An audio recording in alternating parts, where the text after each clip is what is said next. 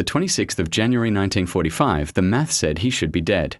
By the end of the day, history said otherwise. At 1,400 hours. The field outside Holtzwihr was already measured in losses. The village sat on flat ground in eastern France, south of the Colmar forest. Snow lay packed hard, churned grey by boots and tracks. The temperature hovered just below freezing. Visibility stretched nearly 800 metres across open fields broken only by hedgerows and drainage ditches. The German army was advancing. The American line was thin. Very thin. What remained of Company B, 1st Battalion, 15th Infantry Regiment, 3rd Infantry Division had been fighting for days without relief. Artillery ammunition was low. Rifle companies were under strength. Radio lines had been cut more than once. At the forward edge of the position stood a young officer, Audie Murphy, age 19, weighing barely 112 pounds. He had taken command of the company that morning after the previous commander was wounded. Murphy had fewer than 40 men left. In 1415. German artillery began to walk in. The first shells landed short, throwing snow and dirt into the air. The next bracketed the position. Mortars followed, 81mm rounds falling with a dull, hollow thump. Shrapnel cut through frozen branches and wooden fence posts. Murphy ordered his men to pull back into the trees at the edge of the village. He stayed forward long enough to watch the pattern. This was not probing fire. This was preparation. At 1430. The German infantry emerged. They came in waves from the forest line, moving in short rushes. Grey-green figures. White camouflage smocks streaked with mud. The spacing was deliberate, 5 to 7 metres between men. Light machine guns were set up first, then riflemen advanced behind them. Murphy counted at least 2 companies. His men opened fire. M1 Garans cracked across the field.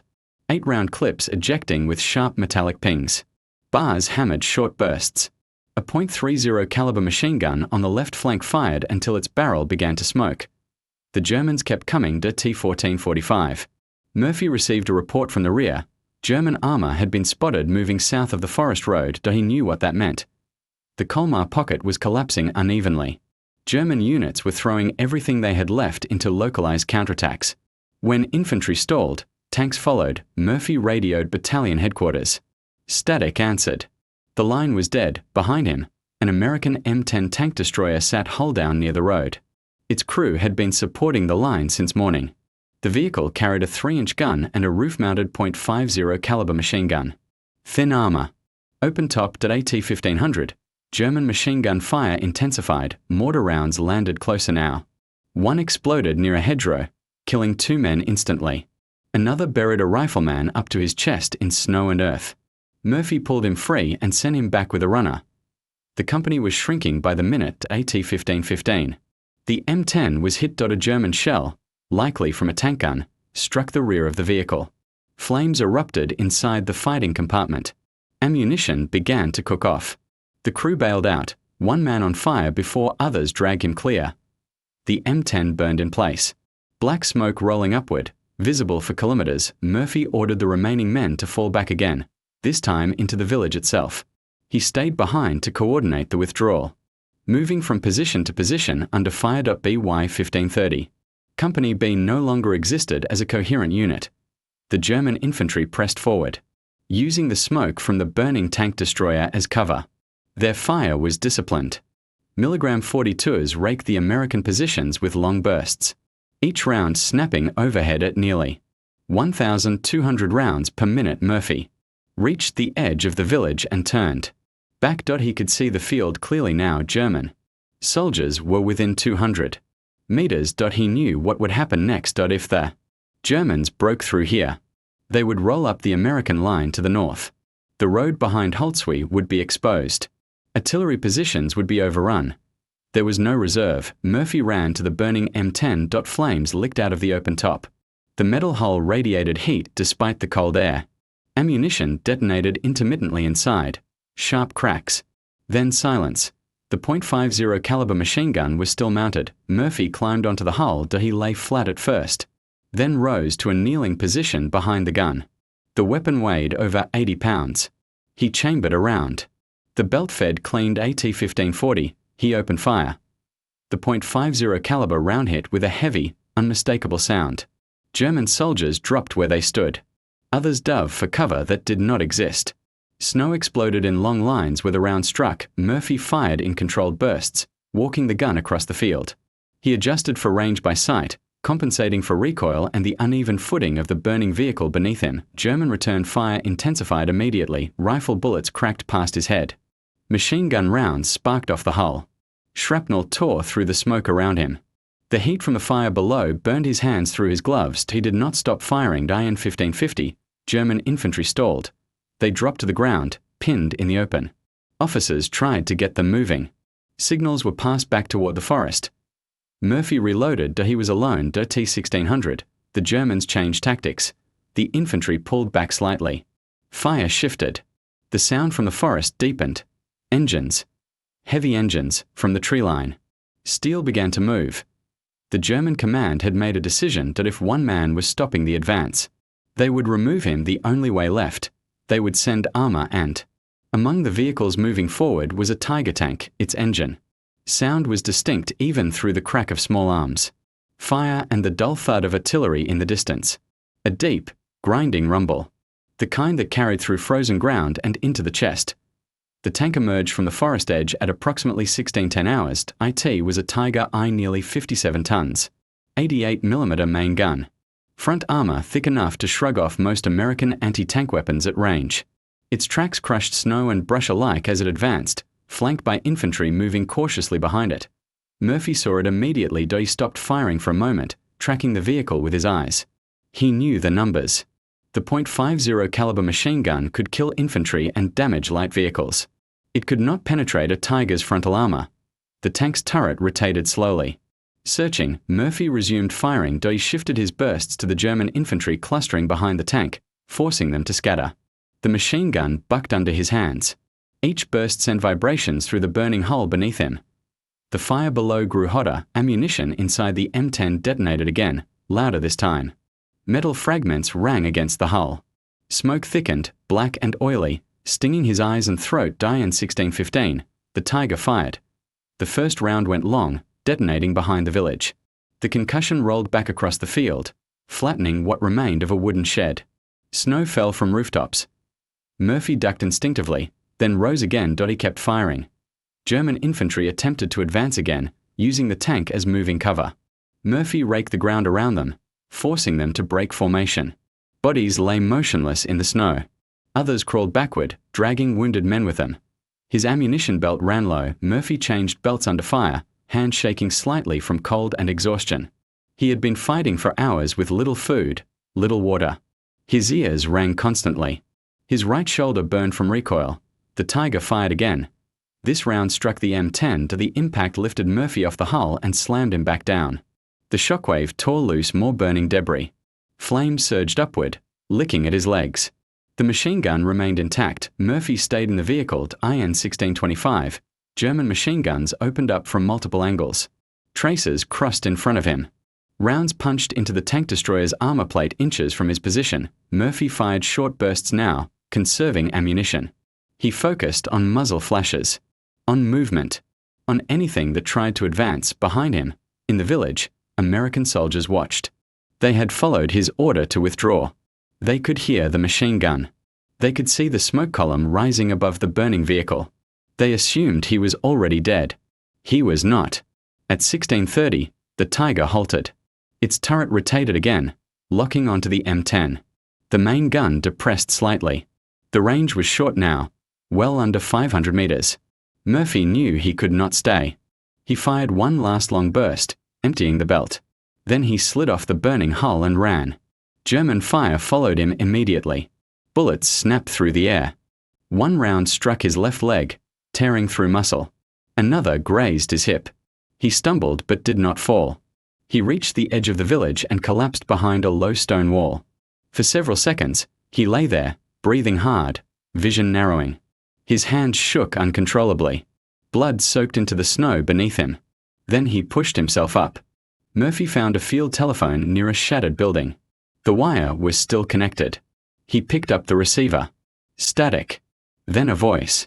American artillery. Murphy gave coordinates. He spoke calmly, precisely, adjusting fire by tens of meters, walking the rounds closer with each correction. German shells continued to land nearby, but he stayed on the line. In 1645, American artillery began to fall on the field outside Holtzwihr. 105mm rounds first, then heavier guns. Explosions tore through the snow-covered ground. German infantry scattered again, this time in full retreat. The Tiger backed away, reversing slowly toward the forest, its armor untouched but its support gone. Murphy continued to direct fire until the German advance collapsed completely. By 1700 hours, the field was silent. Smoke drifted across the snow. The burning M10 finally detonated fully, collapsing inward on itself. German bodies lay scattered across the open ground, some within 50 meters of the village edge. Murphy handed the phone to another soldier and sat down heavily against the wall. Only then did he allow himself to feel the pain. His leg throbbed. His hands were blistered. His uniform was torn and blackened with soot. He was exhausted beyond anything he had known before. A medic reached him minutes later. Murphy refused evacuation at first. He insisted on reorganizing what remained of the defense. He gave orders from a seated position, voice hoarse but steady. Company B had held. Against infantry. Against artillery. Against a Tiger tank. As night fell over Holtzwihr, the German attack did not resume. The math had been clear. 1 man, 1 machine gun, open ground, heavy armor. The math had said he would not survive. But the day was not over yet. Night came early in late January. By 1730 hours, visibility had dropped sharply. The smoke from artillery strikes and the burnt-out tank destroyer hung low, flattening depth perception and swallowing sound. Snow began to fall again, light but steady.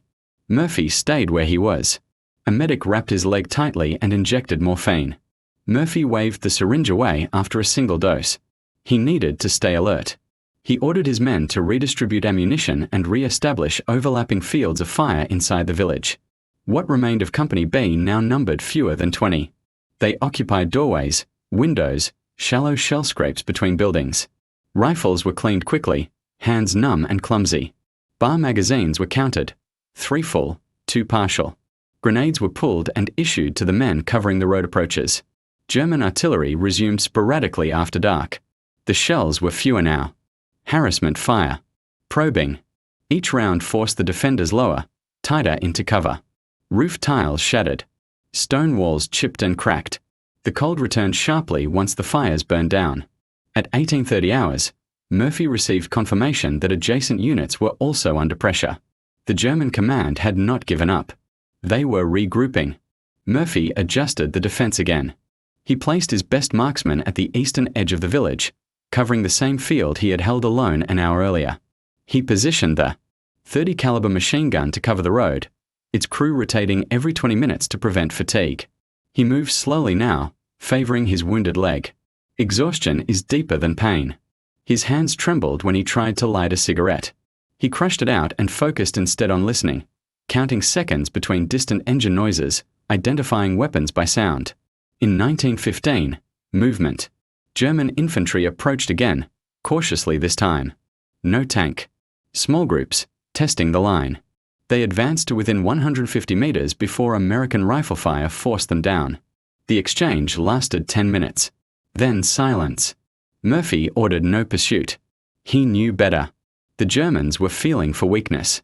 Any reckless movement would invite artillery or flanking fire. In 2000, he called for artillery again. This time, defensive fire. Pre-registered coordinates along the forest edge. The guns answered quickly. Shells fell in a steady rhythm, denying the Germans space to reorganize. The night dragged on. Men dozed sitting up, rifles across their knees. Each time a sound cut through the dark, a snapped branch, a distant shout, they woke instantly, hearts hammering. Murphy stayed awake. He checked positions repeatedly. He spoke quietly to each man, brief and direct. No speeches. Just instructions. Just reassurance through presence. At 2200, snow covered the field completely, hiding the dead. German activity faded after midnight. The temperature dropped further. Breath crystallized in the air. Weapons grew stiff. Fingers lost feeling entirely. Murphy wrapped his hands in a torn scarf and kept moving. Shortly before 0300, a runner arrived from battalion headquarters. Reinforcements were moving up at first light. Murphy nodded. He did not smile. He had learned not to count on daylight until it arrived. The last hours before dawn passed slowly.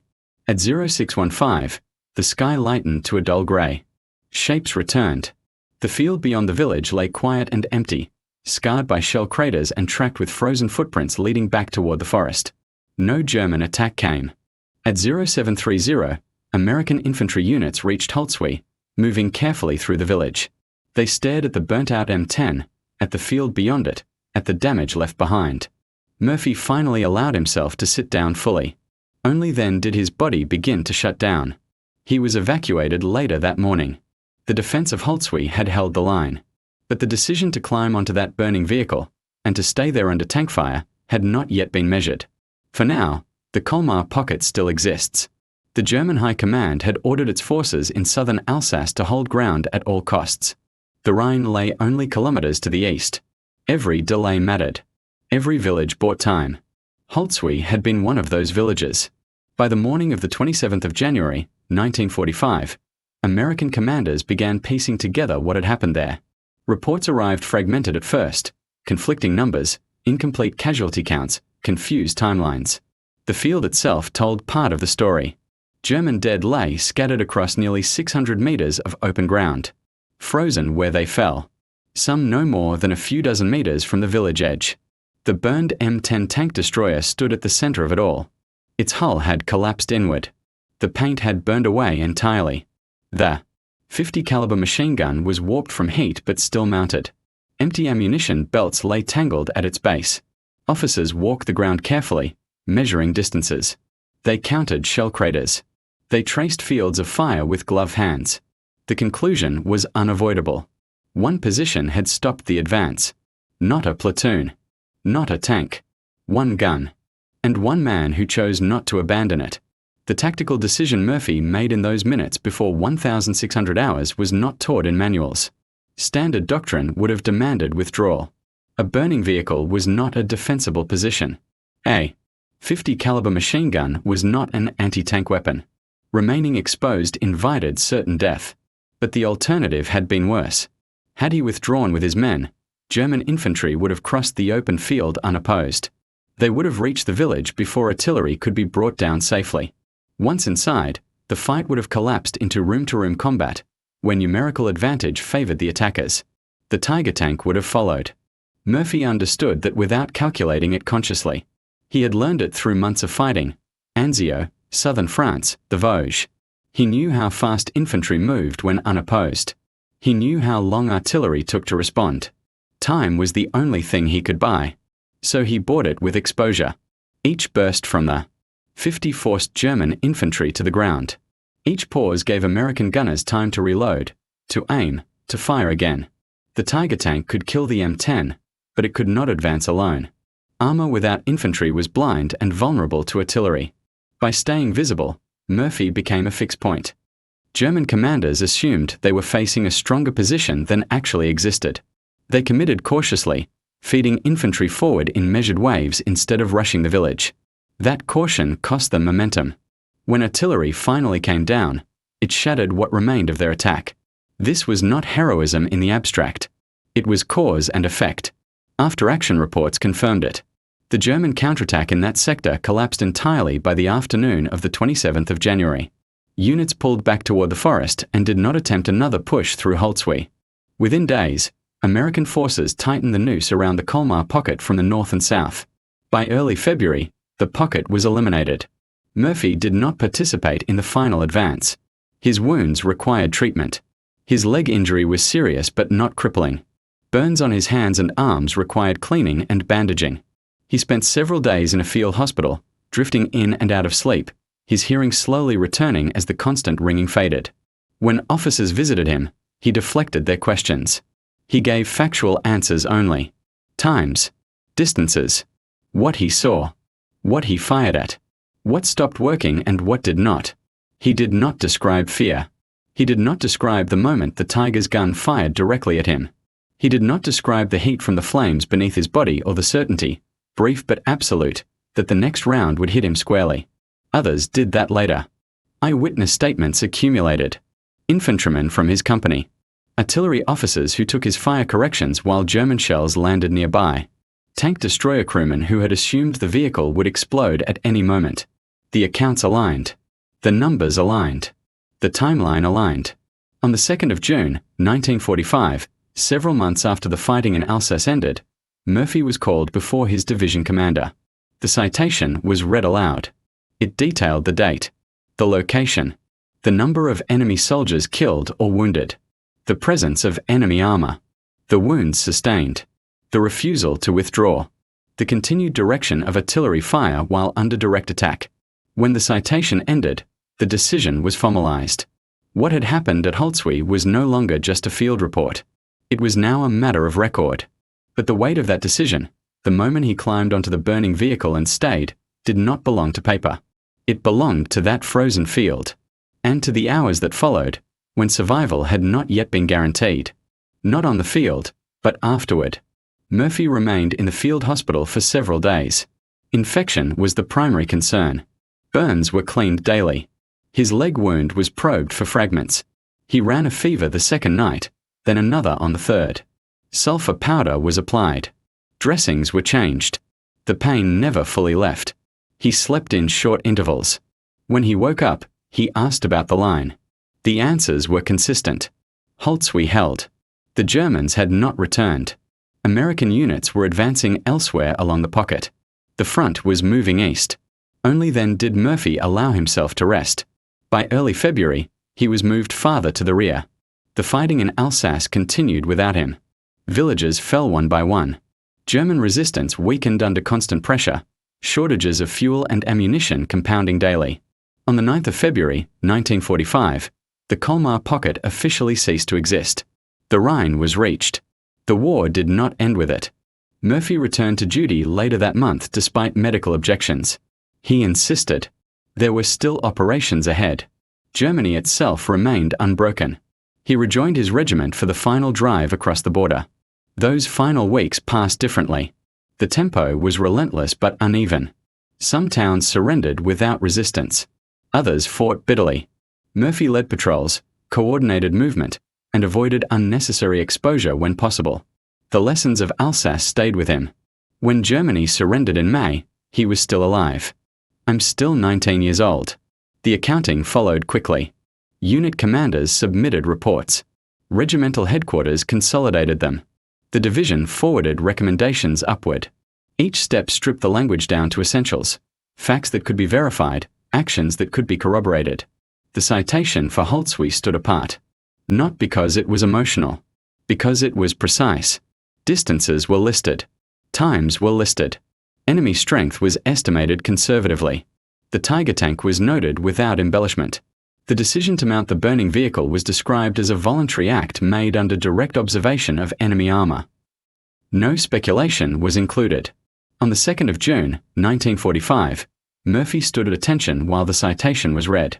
The medal was placed around his neck. The youngest American soldier to receive it. He did not speak afterward. He did not change. Those who served with him noted that he remained quiet, distant. He slept poorly. Loud noises still caused him to flinch.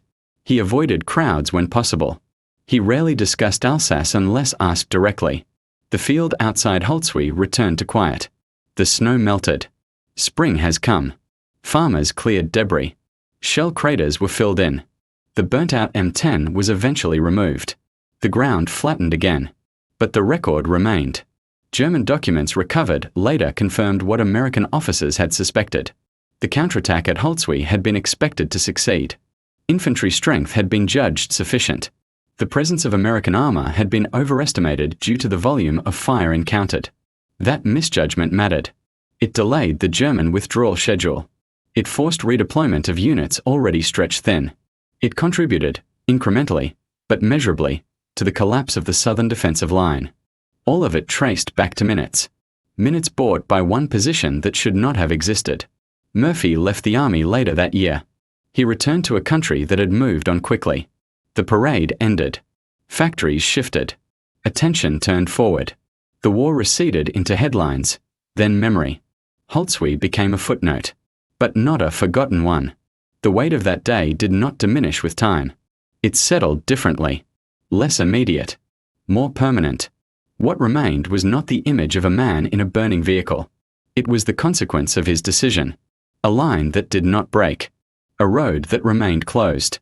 A village that held when it should not have. And a calculation that proved wrong. It did not fit neatly into slogans or diagrams. There was no sweeping maneuver, no massed breakthrough. There was no dramatic reversal captured on film. What happened there was small in scale and exact in consequence. That is why it lasted. Military historians return to it repeatedly, not because it was unique, but because it was instructive. The defense at Holtzwihr demonstrated a principle as old as warfare itself. Delay can matter more than destruction. Holding ground briefly, under the right conditions, can alter decisions far beyond the immediate fight. The German counterattack on the 26th of January, 1945 failed not because it lacked strength, but because it lost tempo. Infantry that should have crossed open ground in minutes were pinned for nearly an hour. Armor that should have advanced with support was forced to pause. Commanders misread resistance levels and committed cautiously instead of decisively. Artillery arrived before the breach could occur. The sequence mattered. The American line north of Holtzwihr did not collapse. The road network remained intact. Artillery positions stayed operational. Supply routes remained open through the night. Within days, the Colmar Pocket folded. No single action ended it, but several prevented it from holding longer than it did. Holtzwihr was one of those actions. The man at the center of it never claimed otherwise. After the war, he spoke rarely about the day unless pressed. When he did, he described mechanics. The weight of the machine gun. The heat from the fire. The difficulty of seeing through smoke. The delay between artillery adjustments and impact. He did not frame it as destiny. He framed it as a necessity. In official doctrine, his actions were later categorized under extraordinary initiative under fire. In practice, they were something simpler. He identified the one position that could still exert influence and accepted the cost of holding it. The cost was real. He carried physical wounds for the rest of his life. He slept lightly. He reacted sharply to the noise. The war did not end for him in May 1945. It followed him home, quietly and persistently. But the record did not change. The field at Holtzwihr remains open today. There are no trenches left. No visible craters. The ground looks ordinary. Crops grow where soldiers once lay pinned in snow. A small memorial stands nearby. It does not dramatize the event. It lists the date, the unit, the action, the outcome. That restraint is fitting, because the significance of Holtzwihr does not lie in spectacle. It lies in arithmetic, in what happens when a single position holds longer than expected, when a calculation fails, when the assumed outcome does not arrive on schedule. The German command expected the road to open. It did not. They expected the gun to fall silent. It did not. They expected the man behind it to withdraw or be killed. He did not. And because of that, the line held. Not forever. Just long enough. That is why this story matters. Not because it was impossible, but because it was improbable, measurable, and decisive in exactly the way war often is. Quietly. At a frozen field outside a small village. On a single afternoon in January.